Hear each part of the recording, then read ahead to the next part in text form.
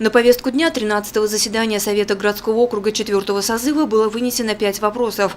Основным стало подведение итогов выполнения мероприятий по подготовке к отопительному сезону 2017-2018 годов по нашему городу. Об этом доложил первый заместитель главы администрации Сибая Ильфат Сафин. В докладе было отмечено, что паспорт готовности объектов энергетического хозяйства, жилищно-коммунального и социального назначения города Сибай сдан в Министерство жилищно-коммунального хозяйства республики. На Зауральской ТЭЦ проведена внеплановая комиссия Ростехнадзора. Замечаний, препятствующих прохождению осенне-зимнего отопительного периода, не поступило.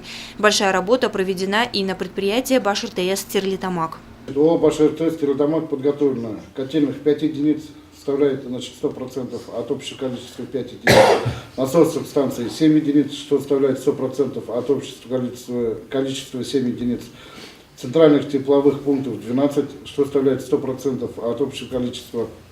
Тепловых сетей двухтрубного начисления 64,125 километров, что составляет 100% от общей протяженности 64,125 километров. Выполнена замена тепловых сетей двухтрубного начисления.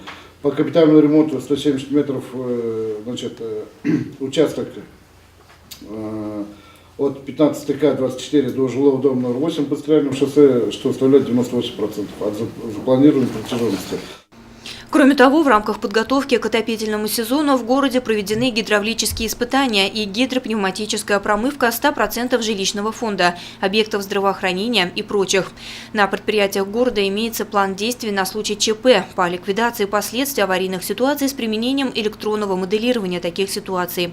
Отопление уже несколько дней подается в учреждения образования. С сегодняшнего дня тепло пойдет и в многоквартирные дома.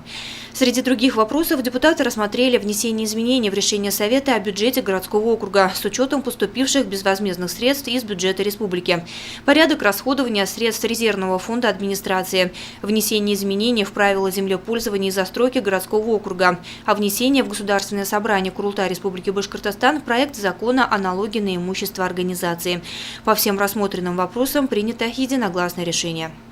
Лена Кириллова, Радмир Сингулов, Любовь Карпова для службы новостей.